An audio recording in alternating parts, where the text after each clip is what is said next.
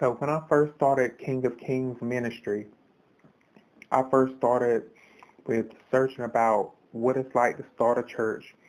I mean, I know I've always had my thoughts on what a church is and what a ministry is until I actually had to get out there and do it operationally.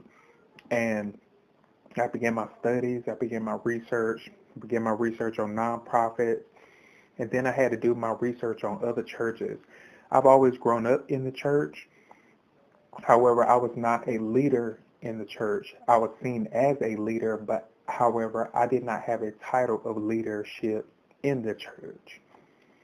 So when I did King of Kings Church through my excuse me, through my studies and research, I decided that I also needed to research and study other churches and their behavior and the leadership boards of other churches and how they behave within their church, and then decide what kind of church I wanted to be. Not denomination, not name necessarily, but what type of church did I want to be? What type of functional church did I want to present? And for myself, I wanted to talk about prosperity. We always get into a mind state of, you know, calling on Jesus, calling on God.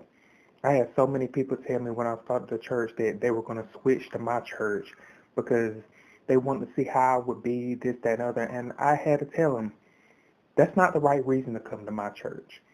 That's not the right reason to be in King of Kings ministry because you know me or you know of me or you think it would be good for you or you're going through this or going through that.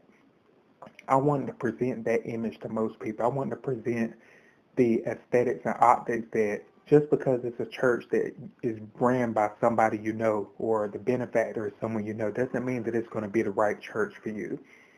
I've been in so many churches where they allow people to income and get prayer and get prayer for their ailments and their sickness and what they're going through, and I didn't want to be that church.